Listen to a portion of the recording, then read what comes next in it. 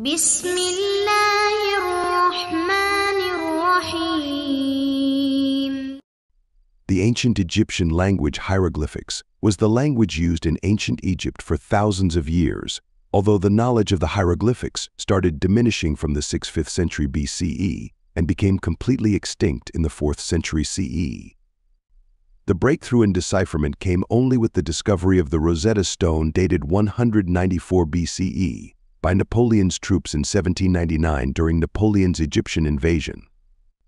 As the stone presented a hieroglyphic and a demotic version of the same text in parallel with a Greek translation, plenty of material for falsifiable studies in translation was suddenly available. In the early 19th century, scholars such as Sylvestre de Sacy, Johann David Akerblad, and Thomas Young studied the inscriptions on the stone and were able to make some headway. Finally, Jean-François Champollion made the complete decipherment by the 1820s.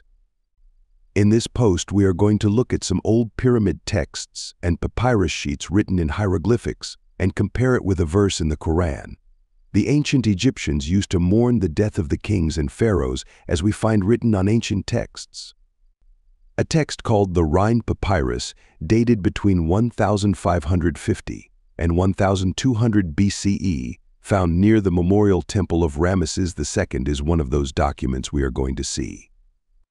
A part of the papyrus in the memory of a pharaoh, possibly Ramesses II or before, written to the god of death Osiris, reads, "Countries and regions weep for you, the zones weep for you, as if you were Sesheta, heaven and earth weep for you inasmuch as you are greater than the gods." The Songs of Isis and Nephthys, column 16. A similar writing is also found in a pyramid tablet. Mourning of Pharaoh reads, "The sky weeps for you, the earth trembles in mourning for you." 1365 C, utterance 553, resurrection, meal and ascension of the deceased king. We can see a phrase about the heaven, sky, and earth weeping, mourning in the memory of the pharaohs in these hieroglyph texts. We have already seen that the Pharaoh of Moses was a tyrant and arrogant man who was drowned by God as a punishment. The Quran mentions something similar to the above phrases in regards to the Pharaoh and his army. فما بكت عليهم السماء والأرض وما كانوا منظرين. We can see that the Quran quotes the ancient text phrases directly in its rebuttal of Egyptian ideolations of Pharaoh. It is worth noting that the Quranic text is identical to both the above texts, with slight variation can be observed in the latter one. But it's important to note that the hieroglyph language is based on symbols and not letters, which sometimes vary according to the context. So we can say that the Quran matches with both of them in its subject and quotation. The famous Egyptologist Jean-François Champollion wrote, "It is a complex system, writing figurative, symbolic, and phonetic all at once.